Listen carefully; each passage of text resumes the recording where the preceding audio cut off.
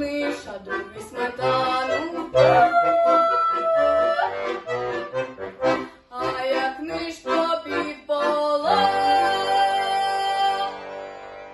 а сметану вип'я.